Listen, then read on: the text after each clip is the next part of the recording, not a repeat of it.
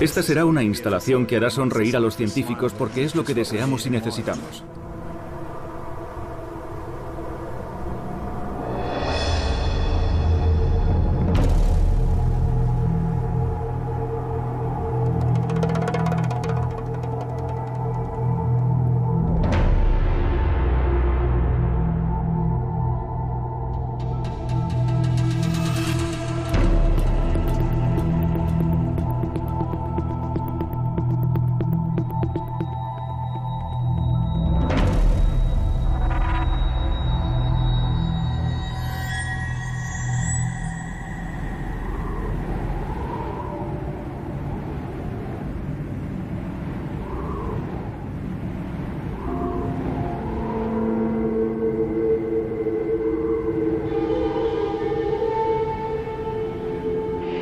Tras años de difíciles negociaciones y de búsqueda del punto adecuado, los expertos acordaron que este era el lugar más seguro de la Tierra.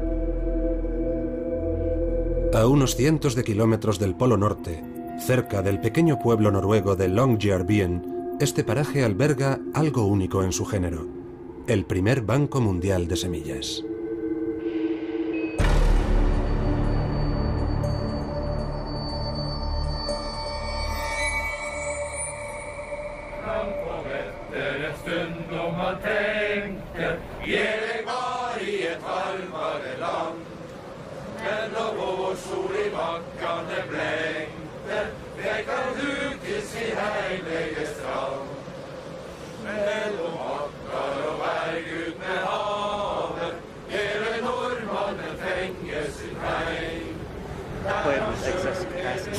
En febrero de 2008, científicos y políticos de todo el mundo vinieron aquí para la inauguración oficial. No puede hacer más frío. Tengo tanto frío que no sé qué hacer. Todo está cubierto de nieve. Todo el paisaje es blanco como la nieve. Esto es fantástico, pero muy frío. Estoy segura de que las semillas estarán estupendamente aquí.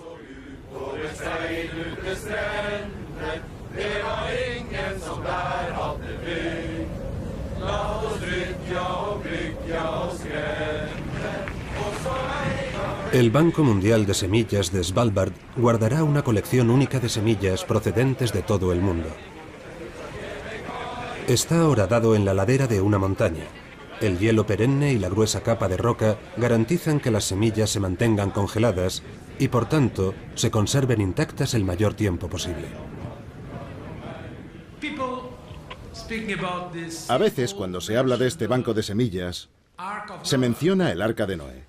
Pero yo creo que podemos irnos a algo anterior, al Jardín del Edén. Esto es un Jardín del Edén congelado. La diversidad de semillas es la clave de la seguridad del futuro alimentario del mundo. Gracias a ella se pueden crear semillas capaces de soportar condiciones adversas. Es un gran alivio, la verdad. ¿Está un poco más a salvo el mundo hoy? Sí, la verdad es que sí. Una gran parte de los cultivos más importantes del mundo ahora están a salvo. Y esta es la primera vez que podemos decir eso.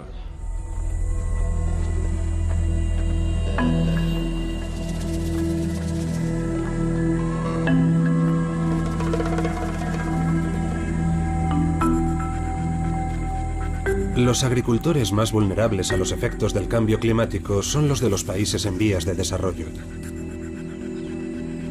Kiboko es un poblado de Kenia situado entre Nairobi y Mombasa. La tierra está preparada para la siembra. Pero la lluvia no ha llegado. En los 2 últimos años, la situación ha empeorado.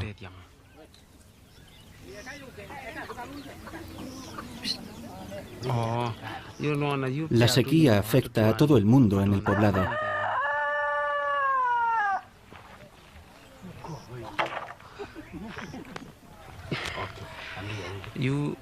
A todos, aquí. A toda la zona. Hay que encontrar una solución. El Banco Mundial de Semillas de Svalbard es propiedad de Noruega y lo dirigen de forma conjunta el gobierno noruego, el Centro Nórdico de Recursos Genéticos y el Fondo Mundial para la Diversidad de Cultivos. Tenemos una misión relativamente única. Bueno, relativamente no, absolutamente única. Y es conservar la diversidad de nuestros cultivos, de los cultivos agrícolas para siempre. Idear un sistema e instalarlo y ponerlo en marcha para conservar esa parte de la biodiversidad terrestre para siempre. Bueno, si miráis por aquí veréis semillas procedentes de Estados Unidos, del Centro Internacional de Agricultura Tropical de Colombia, de Siria, trigo y maíz de México, del Centro Internacional del Mejoramiento del Maíz y el Trigo. Tenemos algo de Benín, de la Asociación para el Desarrollo del Arroz de África Oriental, el Banco Genético Alemán, Nigeria. Las semillas llegan en cajas cerradas y se guardan en un almacén temporal antes de trasladarse a la cámara principal. Aquí se almacenan todo tipo de semillas, pero las más importantes son las de maíz, trigo y arroz, pues representan la base de la alimentación de la mayoría de la población mundial. Y no hay semillas modificadas genéticamente, pues la ley noruega prohíbe su importación. Para las semillas que guardamos, que son la gran mayoría de las que conocemos, y todas las que cultivamos, desde luego, 25 a 50 años es un plazo corto de almacenamiento. Muchas de ellas sobreviven 100 años o más. Bien, entremos deprisa y cerremos ambas puertas, ¿vale? No vamos a poder, está cerrada. ¿Cuál es la temperatura ahora mismo? ¿Lo has comprobado? No lo he comprobado estos últimos días, pero será de unos 18 bajo cero.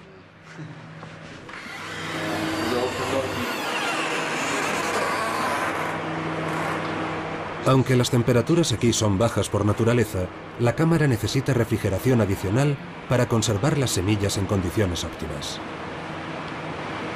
Bien, estas unidades frigoríficas son provisionales. Todo esto desaparecerá. Las semillas proceden de colecciones privadas o de bancos de semillas nacionales a los que acceden con regularidad agricultores e investigadores. Todas estas semillas están duplicadas porque muchos de los bancos existentes en otras partes del mundo son vulnerables a peligros varios: guerras civiles, catástrofes naturales, mala gestión o falta de fondos. Ya se han perdido semillas que podrían poseer un gran valor en el futuro. No existe una variedad superior a todas. En muchos casos hemos conservado variedades que parecían malísimas y daban un resultado fatal, absolutamente horrible. Si hubiéramos mirado los campos de cultivo, habríamos dicho, ¿para qué salvar esto? No sirve para nada. Pero 20 años más tarde resulta que esa variedad inútil, bueno, puede que no supiéramos tanto como creíamos sobre ella. Porque resulta que era resistente a una nueva enfermedad o plaga. Y de repente nos dábamos cuenta de que no teníamos un pedrusco inútil, sino un diamante.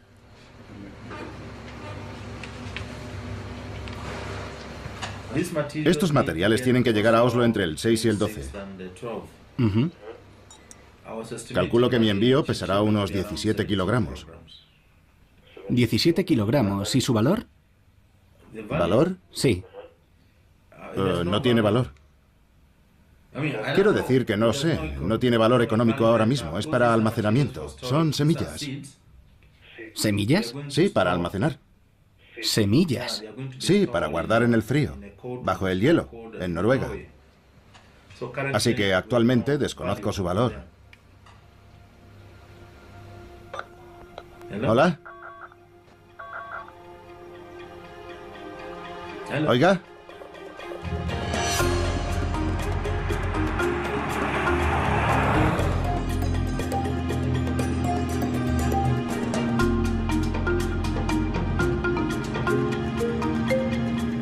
Marianne Bansiger está entre los principales expertos en maíz del mundo.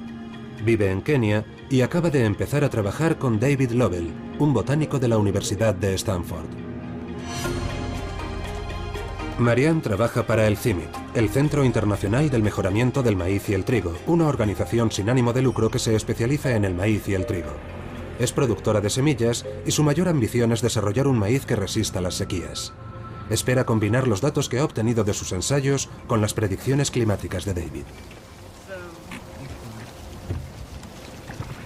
Lo malo para los productores de semillas como Marianne es que se puede tardar hasta 10 años en los ensayos necesarios para producir una nueva variedad de semilla. Dirigir el programa global del maíz significa en esencia que soy la responsable de la investigación pública internacional sobre el maíz en todo el mundo. El maíz es la planta más importante, el cultivo de mayor producción mundial.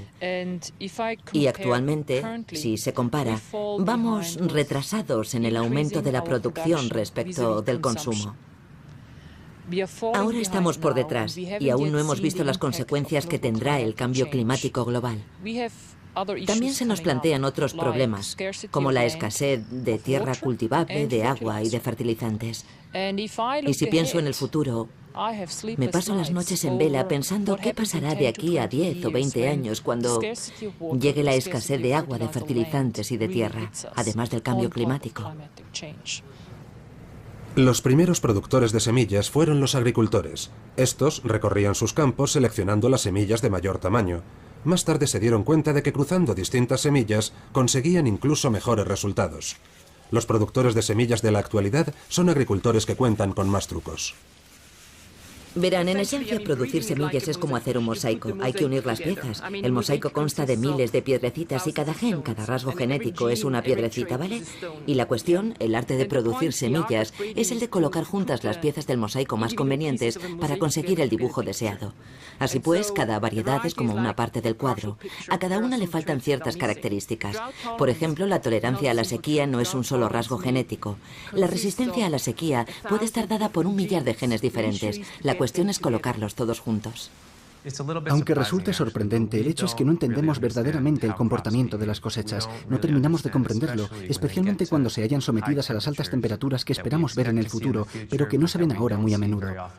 En realidad no sabemos en qué varía su comportamiento. Si se eleva la temperatura a 2 grados, si las precipitaciones descienden un 10%, ¿cómo será la productividad de una cosecha comparada con la actual? David nos da una visión del futuro. Y con los datos que tenemos, podremos seleccionar las variedades más apropiadas para ese futuro. Y eso es lo que pretendemos al colaborar en esto con Stanford.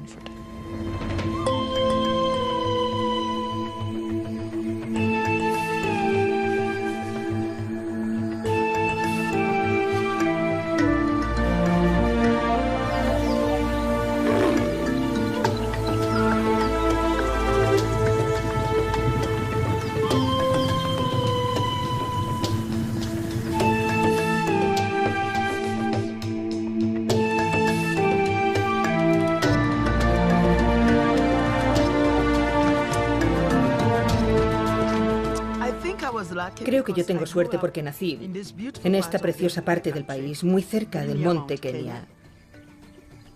Crecí con la tierra y trabajé con mi madre. Mientras tenía a mi alrededor vegetación, bosques y más allá la selva de Abadaya. Yo vi el cambio. El río que antes rugía dejó de hacerlo. El nivel bajó mucho. El arroyo, en el que solía recoger agua para mi madre, se secó. Cuando vi esos cambios me dije, ¿qué está pasando? Aquí está pasando algo grave. Me alegré mucho de descubrir que algunos científicos habían estado estudiando esos cambios y que alertaban de que se estaba produciendo un cambio drástico.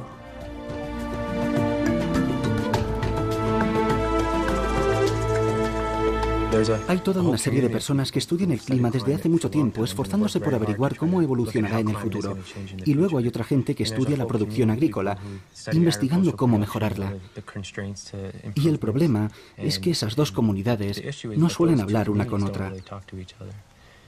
Y lo que estamos intentando es coger los conocimientos climáticos que poseemos y los datos que tenemos sobre la producción agrícola y las cosechas y unirlos.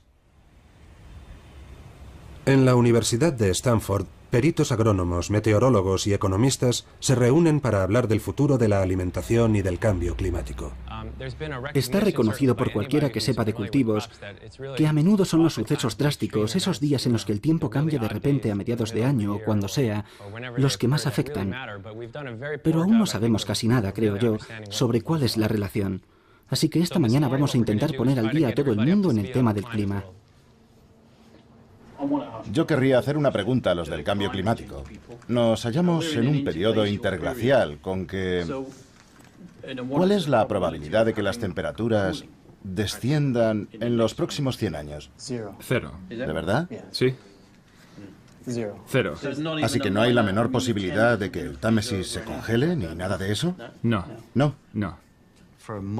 En la mayor parte de las zonas tropical y subtropical, es decir, el sudeste, sudoeste, todo el sur de Estados Unidos, Centroamérica, la Sudamérica tropical, toda Australia, la temperatura a finales de este siglo probablemente superará la temperatura más elevada jamás registrada en todas esas partes. Así que en todas esas regiones, las probabilidades de que en verano las temperaturas superen las más altas registradas son prácticamente del 100%. En Kenia, los agricultores ya están experimentando las consecuencias del cambio climático. Este es el río más importante de Kiboko. Normalmente usamos su agua todo el año. Cuando el tiempo es bueno, llega hasta aquí. Y a veces inunda hasta las zonas más altas. A veces cubre un área muy grande cuando llueve. Pero ha cambiado. Desde que yo era pequeño, la situación ha cambiado. Pero en los últimos 30 años, nunca había visto estas condiciones.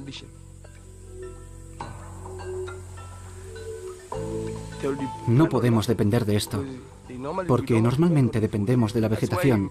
Por eso, como pueden ver, muchas vacas están muriendo. Mueren de hambre, por la sequía, no llueve, no hay agua. Así que la supervivencia será muy difícil.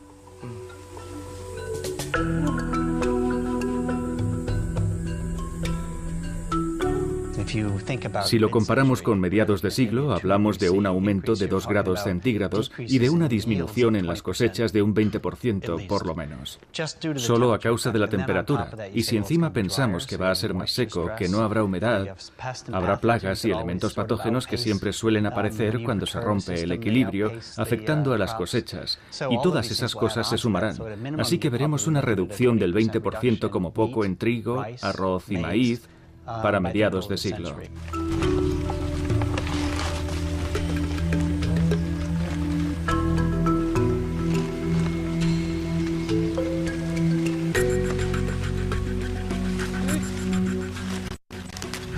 Creo que el cambio climático debe ser considerado uno de los grandes peligros actuales, porque este ritmo de cambio no se ha experimentado nunca en los 10.000 años que llevamos cultivando el suelo, y esto es algo muy importante para la gente que produce alimentos. Yo estoy preocupadísimo. Me preocupa mucho el tema de la producción de alimentos, porque probablemente la demanda se duplique en lugares que ya han pasado el umbral de temperatura óptima para los cultivos más importantes. Creo que debemos ver los grandes problemas, como tú dices. Y no me hagas hablar sobre la situación de la alimentación mundial, porque si sumas a eso otros 2 asuntos que son la escasez de agua y la escasez de fertilizantes, es una situación sobrecogedora y no creo que estemos haciendo nada. Así que hay que difundir el mensaje de que ya es hora de actuar.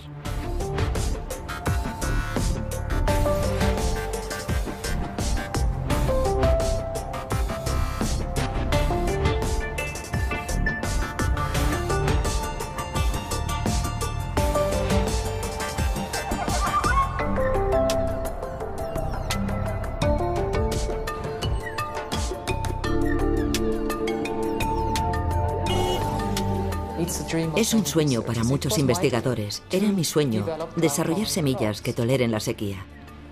Creo que elegí el maíz por casualidad, porque lo tenía a mi disposición y me interesó.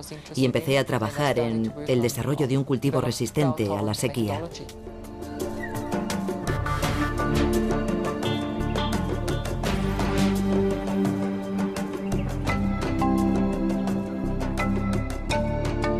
Desde la investigación es muy agradable ver que puedes utilizar la ciencia para generar algo nuevo y que tu trabajo marca una diferencia para la gente que lo necesita. Que lo necesita hasta el punto de que es imprescindible para su supervivencia, que es la diferencia entre la vida y la muerte en circunstancias extremas.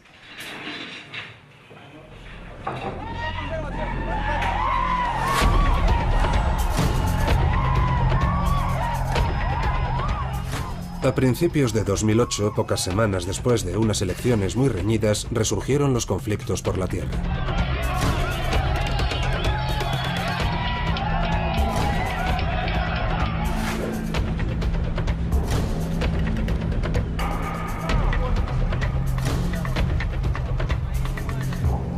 Hemos comprobado que en las ciudades de Kenia todo va bien y la vida continúa con normalidad.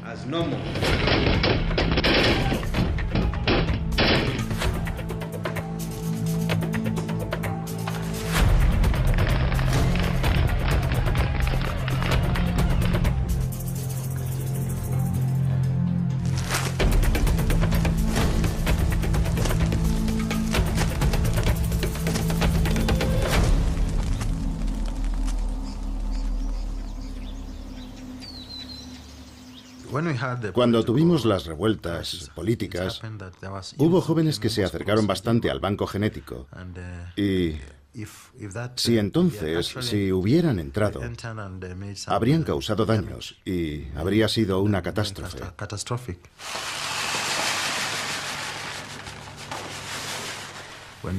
Cuando la gente del Fondo Mundial para la Diversidad de Cultivos contactó con nosotros, con mucho gusto aprovechamos la oportunidad de poder tener duplicado nuestro material más importante en Svalbard.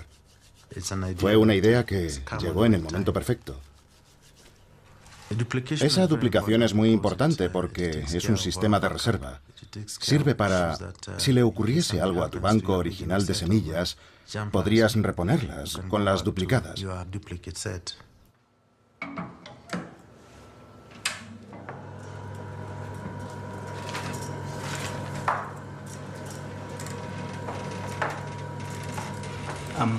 Estoy registrando semillas que hemos obtenido a través de la selección en los campos.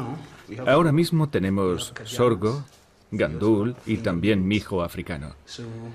Así que ese material, esas 3 variedades, es con lo que trabajamos ahora mismo. ¿Y estas van a ir a Svalbard? Desde luego que sí.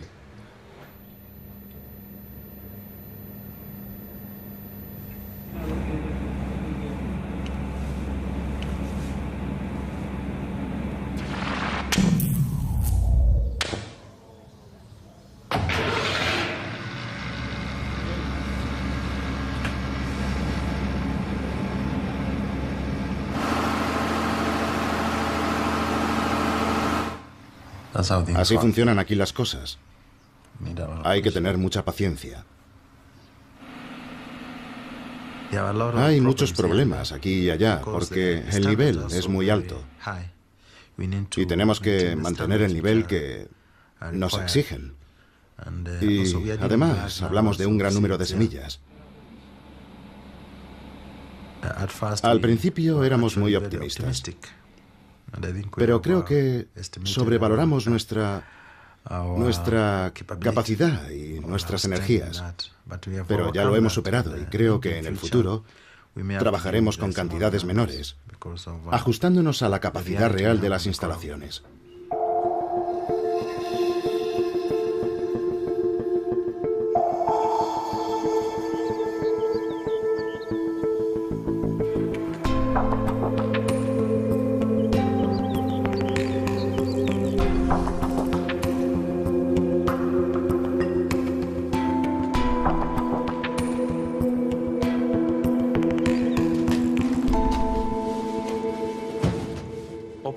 El mantenimiento del banco de semillas es bastante sencillo.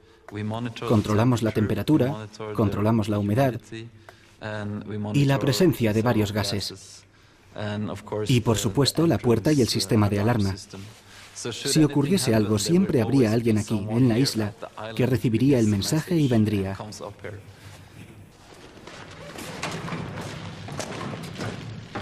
Muy pocos días al año se abre la puerta de la segunda cámara, donde están las semillas. Y simplemente porque lo que necesitan las semillas es que las dejen en paz. Las semillas llegan a Svalbard en cajas selladas. Los técnicos no pueden siquiera abrirlas para comprobar el contenido. El Banco Mundial de Semillas es simplemente un almacén de reserva por si el contenido de algún banco nacional o regional se perdiera o sufriera daños. Todas las pruebas y el trabajo de investigación son cosa de los bancos nacionales de semillas como el que hay en Kenia. Pero muchas de estas instalaciones no cuentan con suficientes fondos, por lo que no siempre saben qué semillas de su colección serían más resistentes a la sequía, por ejemplo. Y esto resulta inmensamente frustrante para todo el mundo.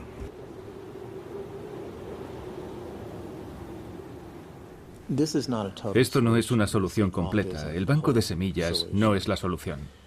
En realidad, esto es como una biblioteca de vida, pero una biblioteca en la que hay libros que aún no han sido leídos ni abiertos en ciertos casos, y eso no va a pasar aquí en Svalbard. Eso hay que hacerlo en los países de los que proceden las semillas.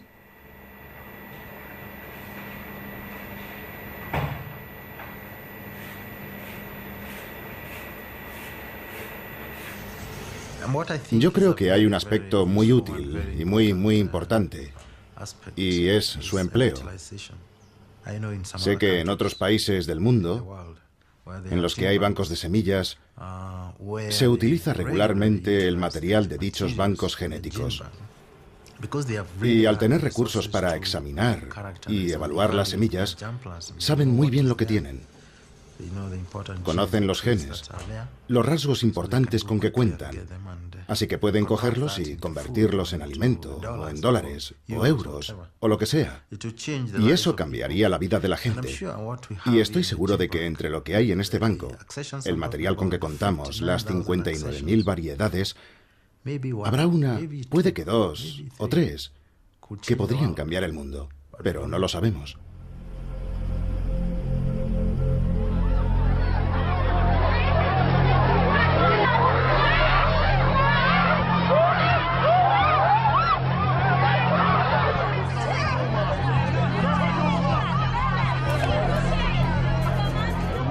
En los meses que siguieron a las revueltas, Kenia entera sufrió una escasez de alimentos. Mi gobierno ha declarado, con efecto inmediato, la situación de las granjas del país catastrófica. Según nuestros datos, 10 millones de personas carecerán de alimentos y necesitarán medidas de emergencia.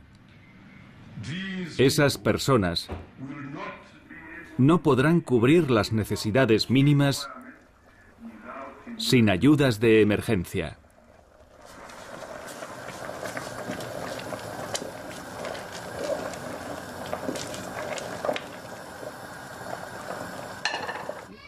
Veo que se acerca una catástrofe. Morirá más gente, porque ya muere gente ahora. Tal vez no debiera decir esto, pero tengo que decirlo. El gobierno generalmente se niega a admitirlo. Pero está muriendo gente de hambre. Sufren enfermedades relacionadas con el hambre perenne, con la inanición. Así que, bueno, yo preveo una catástrofe.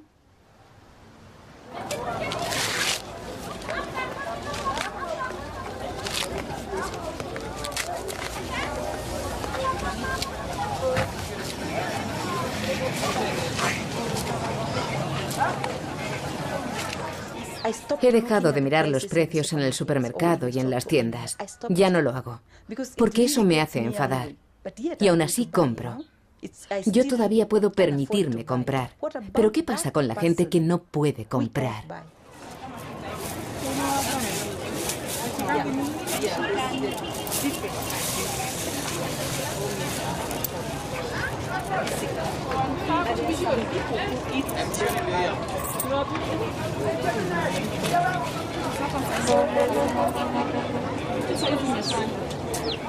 Con la escalada de los precios, estos están al triple de lo que estaban hace 6 meses.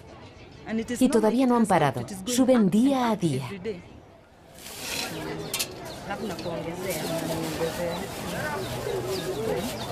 ¿Por qué han subido tanto los precios?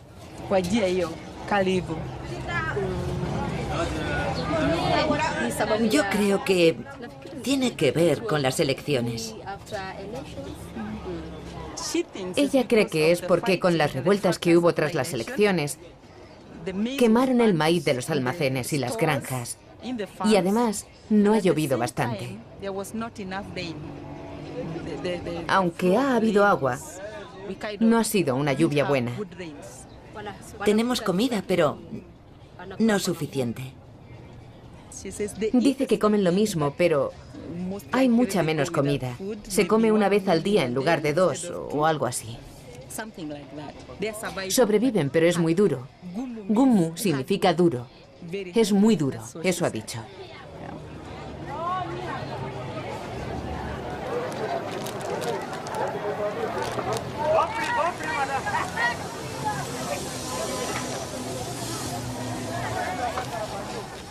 A menudo los conflictos son consecuencia de la competencia por los recursos.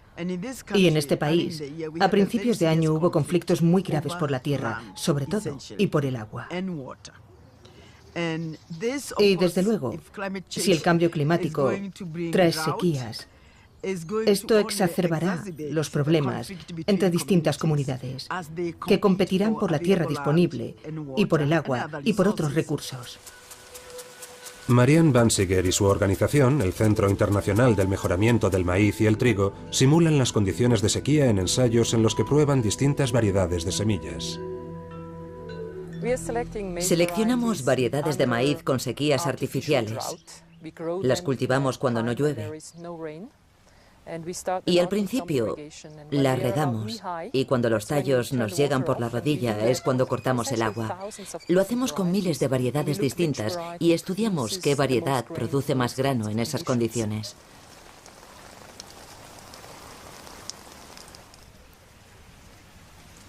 Cuando empezamos a hacer estos experimentos, creo que no pensaban que fuéramos en serio cuando les dijimos que íbamos a simular una sequía, porque cuando dejamos de regar, al cabo de un par de días o una semana, empezaron a venir y decirnos, tenéis que regar si no el maíz se va a morir. Y volvieron a lo largo de toda la temporada viendo que el maíz estaba cada vez peor y nos decían, no recogeréis nada. Es una situación difícil, porque estamos en una zona propensa a las sequías y estamos destruyendo deliberadamente una cosecha de maíz.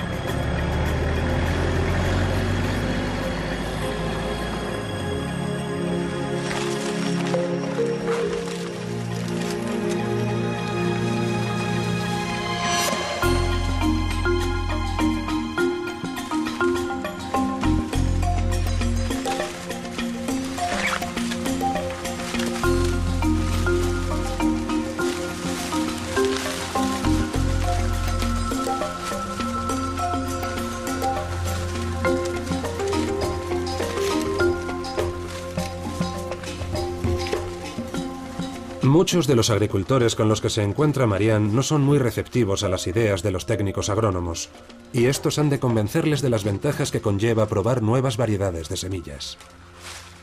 En este campo de maíz, cada hilera es de una variedad distinta. Sí, hay unas 20 diferentes. Así que esta planta es distinta a esta otra. Y este maíz no ha recibido nada de agua desde que era así de alto, antes de la floración. En general, el maíz sufre mucho con la sequía, así que si en un sitio no llueve durante un tiempo, el agricultor podría perder toda su cosecha. Producción cero. Absolutamente nada, sí. Nada para comer ni para vender. Y si vamos más hacia allá, veremos diferencias mayores aún. Ya. En esta hilera tenemos 2, 4, 6, 8, 10, 12, 13 mazorcas de 20 y en esta tenemos solamente 2. ¿Tú cultivas maíz? En mi casa, sí. ¿Sí? ¿Cuánto? ¿Cuántas hectáreas? Ni una. ¿Cuántos metros cuadrados? Sí, unos 3.000. ¿Sí? Sí. Imagínate que solo el 10% de las plantas, que hay sequía y solo el 10% de las plantas dan mazorcas. Tienes para comer 2 meses. Sí, sería un saco tal vez, o saco y medio. Ya, con eso no comeríais mucho tiempo. No. Pero si plantases esta variedad tendrías 2, 4, 6, 8, 10, 12 mazorcas. Tendrías 6 veces más producción. Con esto podríais comer todo el año. Solo por haber sembrado otra variedad. Esta resiste la sequía y esta es la que probablemente estarás cultivando ahora mismo, ¿vale? Se puede desarrollar un maíz que soporte las sequías y que dé fruto. Ya. ¿No hay truco? No hay truco. No. La mayoría de los intentos de modificación genética no se centran realmente en la productividad.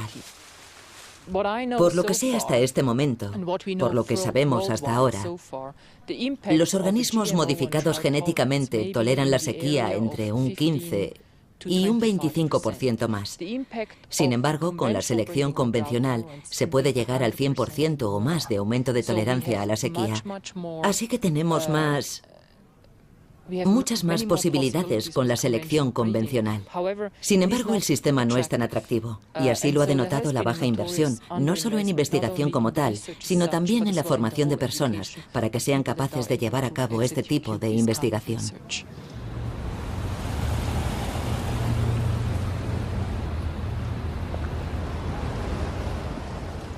Si los granjeros tienen información exhaustiva sobre 100, 200 o 300 variedades y comprenden esa información, podrán realizar sus compras y tomar decisiones informadas.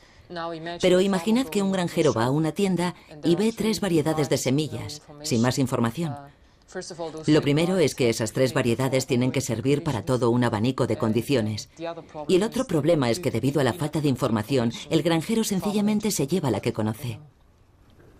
Si estuviéramos operando solamente desde un punto de vista humanitario en el África subsahariana, probablemente tendríamos un programa diferente, porque no tendríamos que preocuparnos por satisfacer necesidades, grandes necesidades, de conseguir 27 metros cúbicos por hectárea. Es una estrategia a largo plazo, pero no significa que haya que abandonar las estrategias a corto plazo. No hay por qué poner todos los huevos en la misma cesta. Así es. Tenemos que entender cómo afecta la falta de agua. ¿Trae enfermedades? El problema es la evaporación o la transpiración, o es el incremento de calor en las hojas.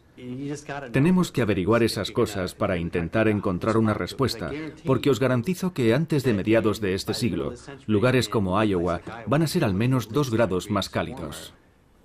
Viendo cuánto pueden aprender los unos de los otros, los científicos en Stanford acuerdan volver a reunirse. Hasta ahora, sobre todo, nos hemos dedicado a la selección para la resistencia a la sequía y creo que tras esta reunión me estoy planteando que definitivamente necesitamos desarrollar otros programas que se centren en las temperaturas, a pesar de que siempre se ha dicho del maíz que tolera bastante bien el calor, pero en los entornos en los que nos estamos moviendo he visto datos bastante convincentes que demuestran que tenemos que poner mayor énfasis en la tolerancia al calor.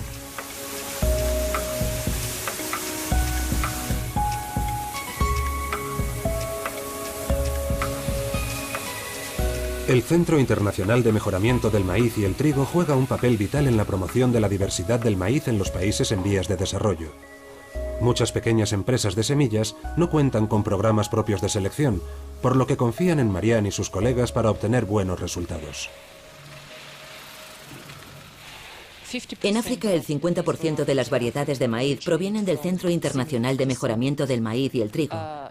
Y este podría quebrar en los próximos 5 años. ¿Quién va a producir las semillas en el futuro? ¿De dónde va a provenir esa diversidad genética?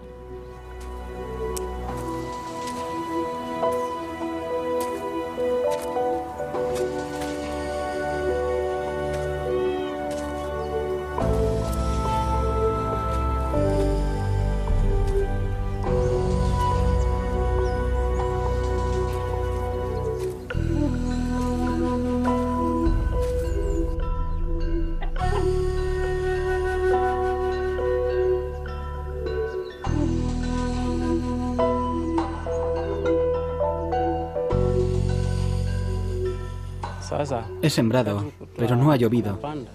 Y ahora no sabemos qué hacer. ¿Cómo vamos a conseguir comida? Tengo que intentar hacer todo lo que esté en mi mano para alimentar a mis hijos.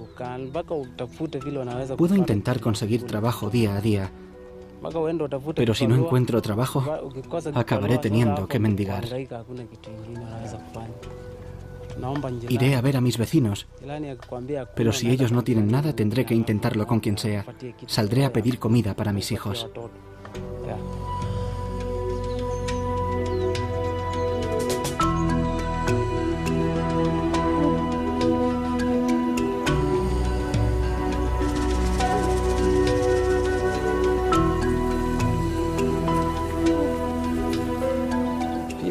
No sé qué traerá el futuro. Solo Dios lo sabe.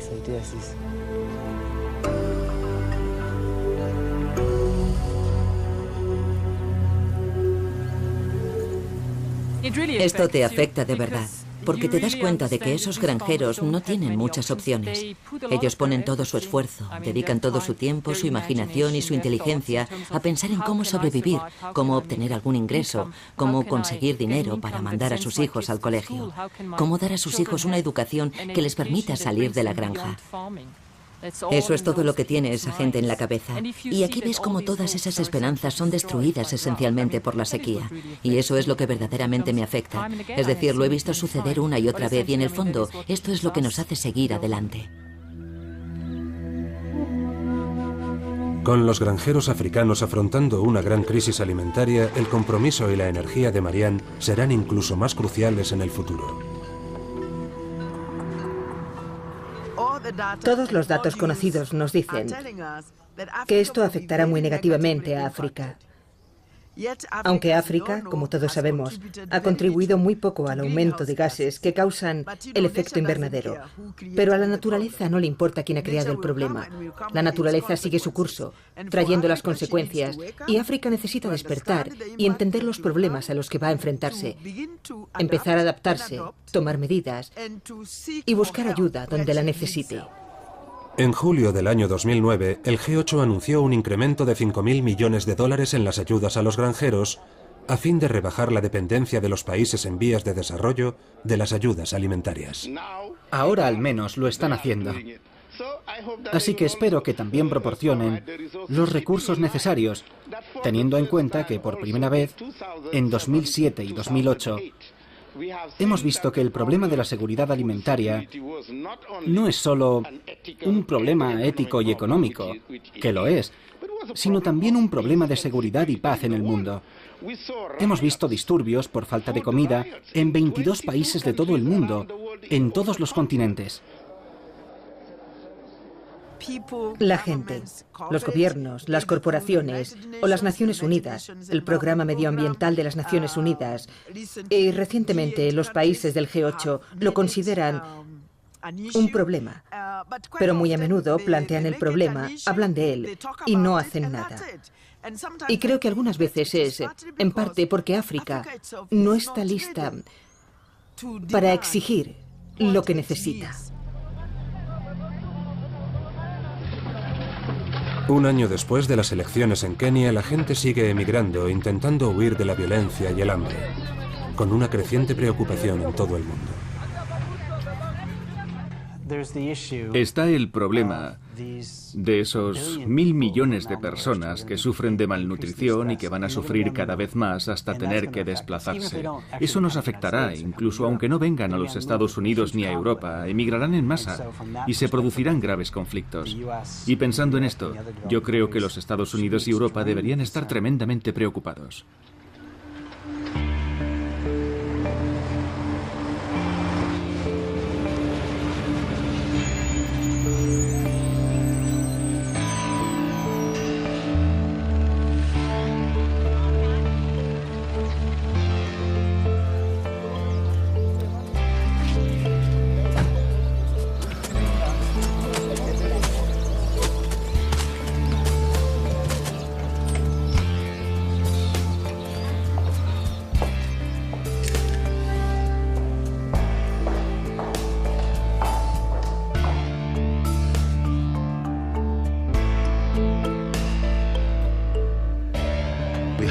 Tenemos un plazo que va desde el día 6 de junio hasta alrededor del 14 o el 12, y pretendemos ajustarnos a ese plazo. Así que lo que estamos haciendo es dedicar todo nuestro esfuerzo para asegurarnos de que estén en buen estado. Es algo que ya hemos empezado a solucionar. Ya hemos consultado a las agencias de transportes.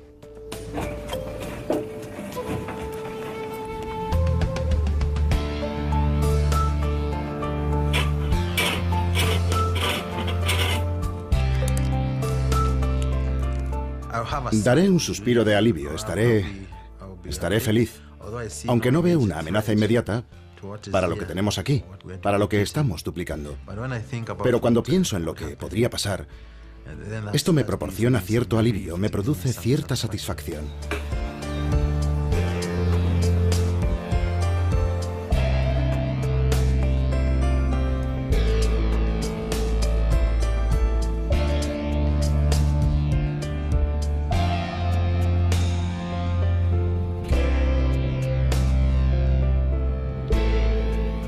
Un año después de la inauguración del Banco Mundial de Semillas de Svalbard, científicos y periodistas regresan a Longyearbyen para comprobar los progresos hechos. Lo que tienen ante sí es el único banco de semillas del mundo que está construido rodeado de hielos perpetuos. Y es, por supuesto, el banco de semillas situado más al norte. Están viendo un túnel que se puede ver casi entero. Mide 130 metros hasta el final. Primero daremos un pequeño paseo.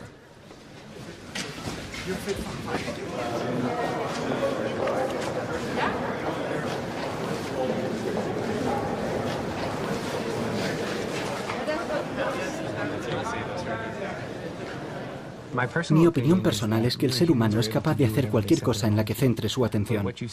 Pero lo que hemos visto en los últimos 20 o 30 años, creo yo, es que nos hemos instalado en la complacencia, porque hemos tenido muchos éxitos en la producción de alimentos, y a consecuencia de esa complacencia, no hemos mantenido la investigación en los temas para los que hay que desarrollar nuevas tecnologías. Aún así, yo sería optimista, excepto porque parece que no somos capaces de ver lo mucho que necesitamos invertir en esta área. No tengo ninguna duda de que albergamos la creatividad y el ingenio necesario para hacer las cosas, pero no está tan claro que tengamos la visión necesaria para invertir todo lo que debemos.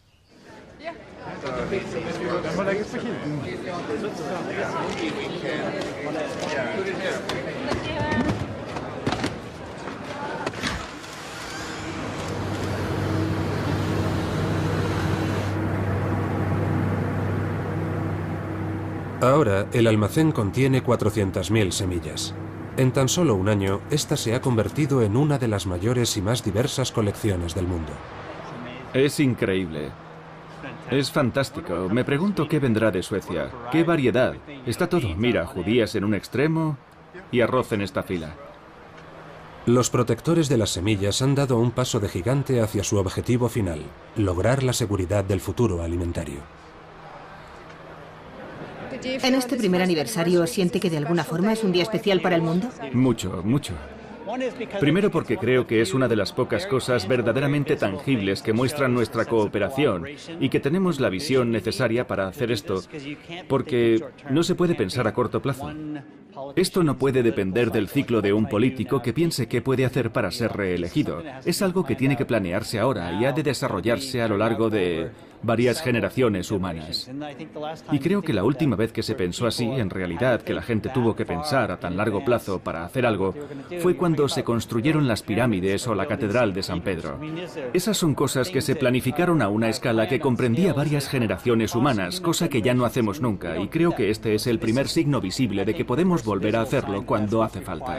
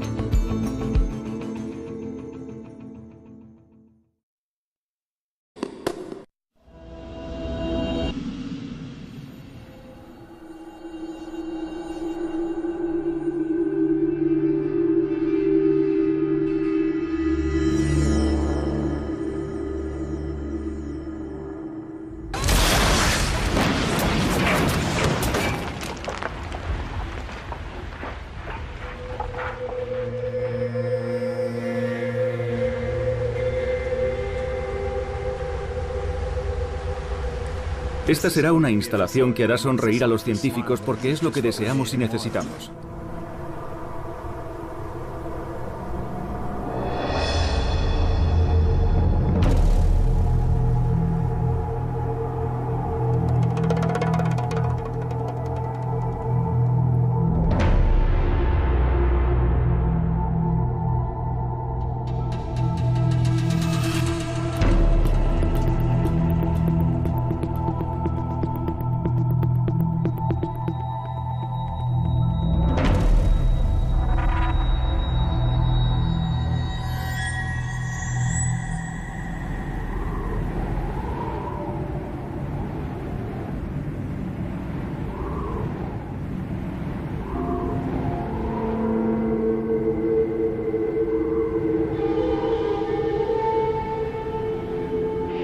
Tras años de difíciles negociaciones y de búsqueda del punto adecuado, los expertos acordaron que este era el lugar más seguro de la Tierra.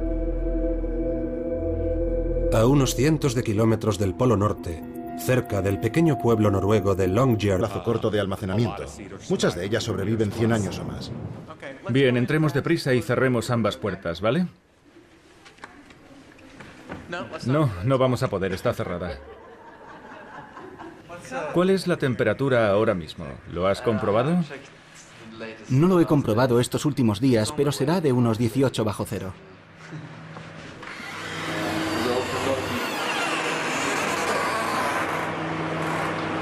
Aunque las temperaturas aquí son bajas por naturaleza, la cámara necesita refrigeración adicional para conservar las semillas en condiciones óptimas. Bien, estas unidades frigoríficas son provisionales. Todo esto desaparecerá.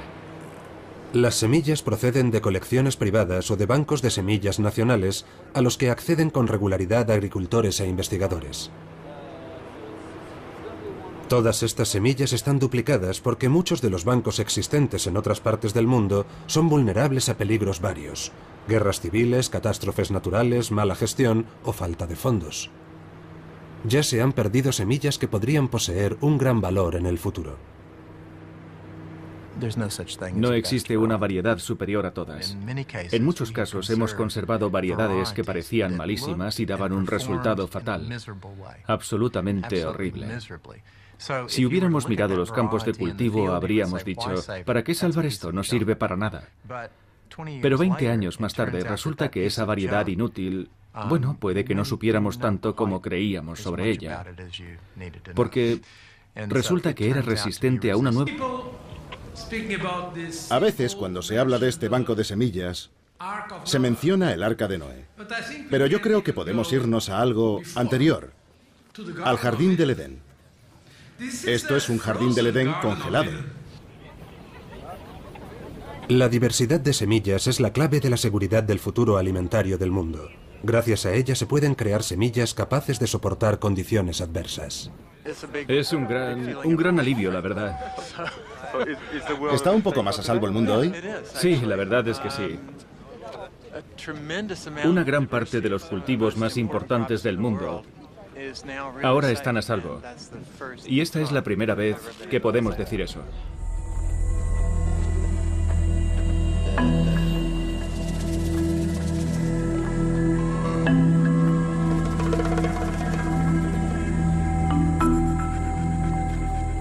Los agricultores más vulnerables a los efectos del cambio climático son los de los países en vías de desarrollo. Kiboko es un poblado de Kenia situado entre Nairobi y Mombasa. La tierra está preparada para la siembra.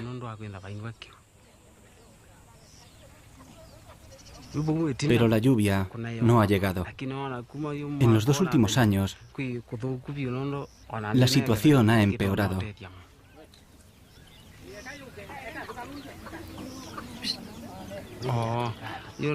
La sequía afecta a todo el mundo en el poblado.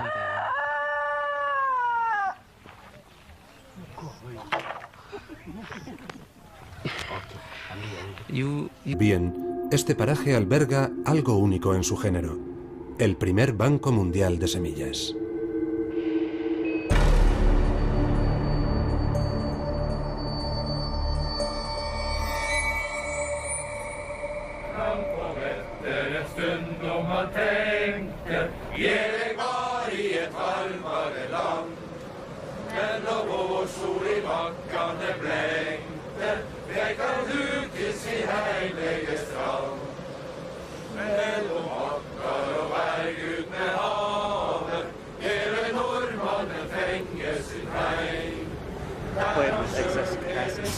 En febrero de 2008, científicos y políticos de todo el mundo vinieron aquí para la inauguración oficial.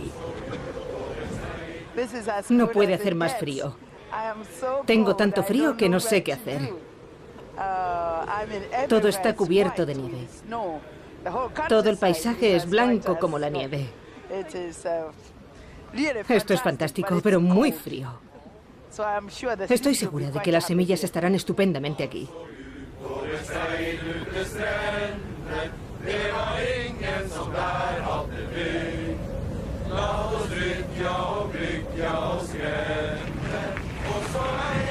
El Banco Mundial de Semillas de Svalbard guardará una colección única de semillas procedentes de todo el mundo.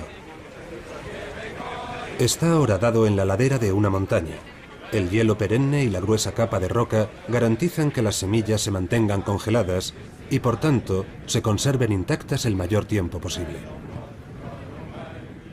A todos, aquí. A toda la zona. Hay que encontrar una solución. El Banco Mundial de Semillas de Svalbard es propiedad de Noruega y lo dirigen de forma conjunta el gobierno noruego, el Centro Nórdico de Recursos Genéticos y el Fondo Mundial para la Diversidad de Cultivos. Tenemos una misión relativamente única. Bueno, relativamente no, absolutamente única. Y es conservar la diversidad de nuestros cultivos, de los cultivos agrícolas para siempre. Idear un sistema e instalarlo y ponerlo en marcha para conservar esa parte de la biodiversidad terrestre para siempre.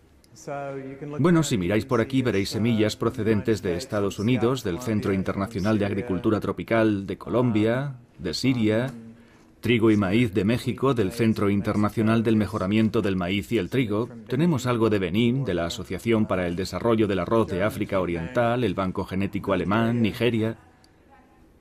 Las semillas llegan en cajas cerradas y se guardan en un almacén temporal antes de trasladarse a la cámara principal. Aquí se almacenan todo tipo de semillas, pero las más importantes son las de maíz, trigo y arroz, pues representan la base de la alimentación de la mayoría de la población mundial. Y no hay semillas modificadas genéticamente, pues la ley noruega prohíbe su importación. Para las semillas que guardamos, que son la gran mayoría de las que conocemos, y todas las que cultivamos, desde luego, 25 a 50 años es un